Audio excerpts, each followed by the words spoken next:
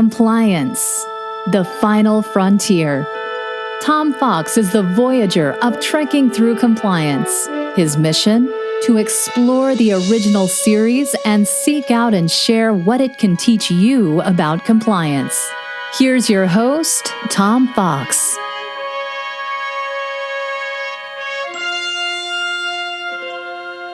Hello, everyone. This is Tom Fox. I'm going to be doing several follow-on podcast special series based upon my summer series of Trekking Through Compliance.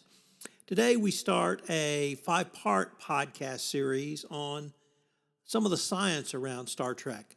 In this exploration, I'm joined by my good friend Ben Locwin.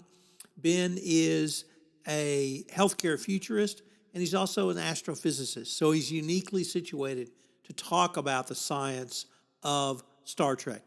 We had a lot of fun producing this series, and I hope you will enjoy it, listening to it as much as Ben and I did bringing it to you. In this episode 1, we take a look at the episode Mirror, Mirror, and use it to discuss transporters. Hello, everyone. This is Tom Fox, back again with Ben Locwin in our 5-part exploration on Star Trek, the original series, and some science issues. Today, we're going to take up warp drive, and for the episode, to kind of introduce it, we're going to use the naked time. Now, the naked time was literally the second Star Trek episode aired. It was not the second film, but it was the second aired. And its story was that the Enterprise transported down to an ancient planet that was about to break up. There were United Federation of Planet representatives on the planet in a science station. They were all dead, found dead under bizarre circumstances. Turns out there was a pathogen that infected not only the people on the planet, but infected the crew members who'd beamed down. And they engaged in some rather bizarre activity. And this is the famous scene where swashbuckling Mr. Sulu fights with a rapier for Uhura, if you remember that one at all. Nurse Chapel becomes infected and professes her love for Mr. Spock. It's the first time we learned about that. She also infects Spock, which causes him to have some difficulty in controlling his emotions.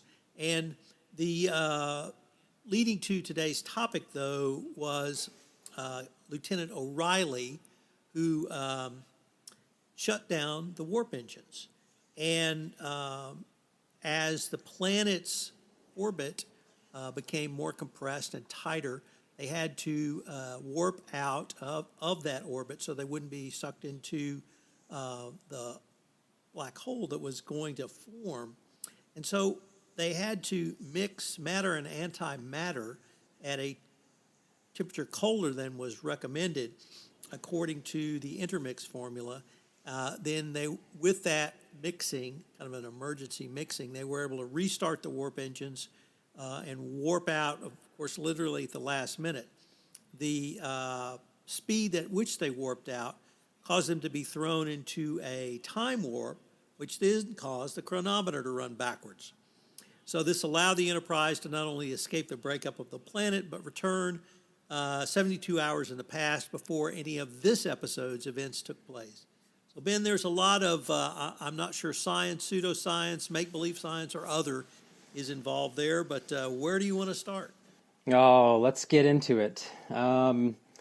I think there's a lot of profound implications of the warp drive system as it's described in the show. I think a lot of this falls into the realm of suspension of disbelief. So we enjoy a lot of these shows and movies because we're allowed to just let it wash over us. And if we don't think too critically about it, it can provide a high degree of entertainment.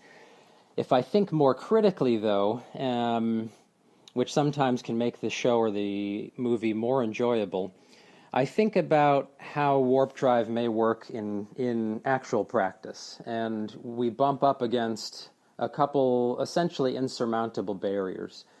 And one of those is that nothing with mass is allowed to travel faster than the speed of light. So if we look at Einstein's relativistic equations. His most famous equation being E equals mc squared. The c represented in the equation is the speed of light. And so that's 186,000 miles per second, about 300,000 kilometers per second. And there's nothing in the universe that can exceed that speed limit. So it seems to be an immutable law of the universe that the maximum speed that can be achieved by photons is light, and anything with mass cannot come even close to that. What happens when you accelerate objects faster and faster is that their mass increases. And so you can imagine, if you run this thought experiment ad infinitum, if you start getting even close to the speed of light, and by the way, we're not anywhere close to this with our best rockets, we can calculate that the mass starts to pile on at a tremendous rate, such that if you want to get faster and faster, you're using more and more of your fuel energy to push the increased mass and not to actually increase your velocity anymore. And so it seems that speed limit is in place across the universe, and it will prevent us from ever achieving c, which is the speed of light. And as I understand it, the warp drive in Star Trek allows the Enterprise to travel at the speed of light or even greater speeds than that. Is that how it's set up? That's how it's set up. Yeah. I think the other thing that sort of piqued my interest in your intro was the matter and antimatter components. So, matter and antimatter should really have not much to do with how the warp drive functions and whatever the intermix protocol is. Paul Dirac, who was a famous mathematical physicist, won the Nobel Prize in 1933 by coming up with the idea of antimatter. And from his equations, they started becoming incorporated into what's known as the standard model of particle physics. And the notion of antimatter is also not science fiction. So that's known fact, and actually at the CERN particle accelerator in Switzerland, there's a component within the particle acceleration array called the antiproton decelerator. And they've created antihydrogen, and they've held antihydrogen there for, last I knew, about 16 minutes. So they can actually create antihydrogen from antimatter. And what happens when a matter particle interacts with an antimatter particle is that there's a tremendous flash of light and release of energy, and you've got photons that are released in precisely opposite directions. So they cancel each other out in a tremendous amount of energy. Now, of course, if you tried to use this to power the warp drive, there would be no way to control how that explosion worked. And, I think the risk would be that you would consume the Enterprise. But even if you could get a tremendous amount of energy out of controlled matter-antimatter collisions, there would be no way to push the Enterprise over the ultimate speed limit, which is the speed of light. Now, an interesting thing, there was some sort of time dilation effect in that episode, if I recall. Was there time travel in that episode? Yes, when they actually went into warp speed after the controlled implosion, they went backward in time nearly 3 days or 71 hours. Well, so it's interesting. There is a time-wise effect to high-speed travel. So if you get very close to the speed of light, if you get to 99.99999% the speed of light, there is an effect on time. In fact, even when you're well before that proximity to the speed of light, what you notice is there's a calculable amount by which your experienced time slows. So the faster something travels, the more slowly its relative time progresses. And it's interesting because if you get to that threshold of, let's say, 99.99999% the speed of light, your perceived time will pass at about 0.05% of an outside observer. So that's about 2,000 times slower. So if somebody else is perceiving 2,000 seconds to elapse, if you were traveling at that high rate of speed, you would see that 2,000 seconds. Your relative perception is that 1 second would have passed. And, certainly there are thought experiments about how you could travel at a high rate of speed, which slows down your time relative to others. And then if you return from your journey, everybody who you left would be much older, depending on how far you traveled. And you essentially would have, quote unquote, traveled into their future. Although what's actually happened is it was just that your relative time slowed down because of your high rate of speed compared to everybody else. And that can be calculated. So, we know exactly through particle experiments how long things can persist. For example, there are some types of particles that when accelerated, they last or live, they persist for 400 times longer than they typically do because they were moving at such a close proximity to the speed of light, their velocity, so it slowed down their passage of time. I'll also note, too, in this one, they used a handheld phaser to cut open one of the doors on the Enterprise. So that harkens back to our Episode 2 conversation. So we're still not sure how they were able to direct so much of that thermal energy from the phaser to the door, but they did and managed to cut through it. So Ben, you referenced Einstein and a couple of Einstein's laws.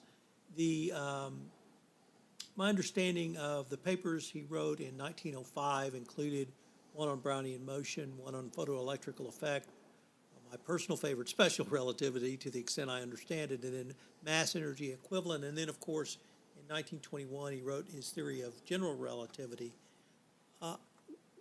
And those, as I recall, were perceived to be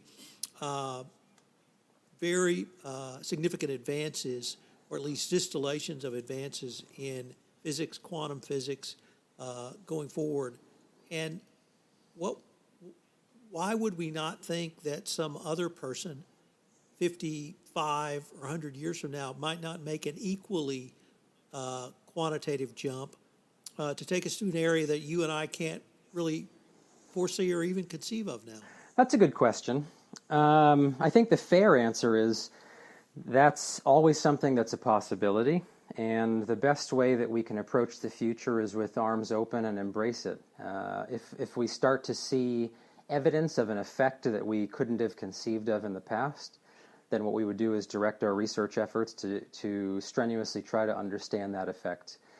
I think at the moment, though, when Einstein was working on his special theory of relativity and his general theory of relativity, a lot of that was work he had done because he was dissatisfied by the philosophical perceptions he had about travel through space, what the fabric of space-time would look like if you could combine three-dimensional space with a fourth dimension of time, and also what a traveler might perceive when traveling at a high rate of speed. So he used to do what was called Gedanken experiments, which is roughly translated German for thought experiments.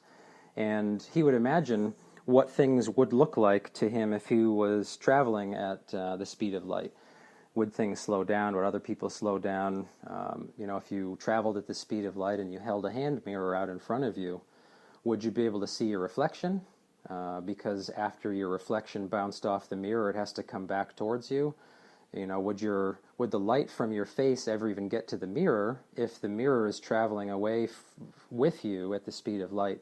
And so, these sorts of complex thought experiments were really sort of the foundational moments that, brought him to some of his breakthroughs. I think to go back to your question, though, there are currently some very good models. So in particle physics and quantum mechanics, we have the standard model of physics, as it's called. And frankly, it's anything but standard. It's a very complicated model and includes all the subatomic particles and their interactions and interactive effects. Then there's also relativistic effects, which come to us via Einstein, and they govern things on the larger scales. So quantum mechanics and the standard model of particles for the very small. And for the very large, we have relativity, we have curved space-time. And at the moment, the marriage of these two things is something that's discontinuous. There's a lot we can know and prove on the small scale. Also, there's a lot we know and can demonstrate on the larger scale. But getting these two realms, the microcosm and the macrocosm, to essentially mesh is one of the difficulties. But at the moment, there seems no reason to believe that the speed of light isn't the ultimate speed limit. And so I think, we don't have the situation that Einstein had, where there's dissatisfaction in some of our knowledge, which is leading us to think that maybe there are particles traveling faster than light, and we just haven't quite captured them yet. I think in the world of high energy particles and some of the latest discoveries, gravitational waves are some of the newest things. So LIGO, which is the gravitational wave detector, has picked up signals of gravity waves, essentially. And until we had this sort of evidence, gravity waves were just hypothesized. And so that gives us a strong evidence base that gravity waves do in fact exist.